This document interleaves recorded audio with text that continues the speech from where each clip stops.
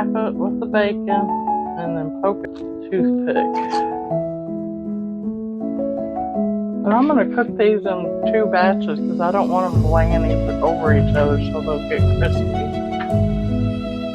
In about 8 minutes, I'm going to go ahead and put the barbecue sauce on.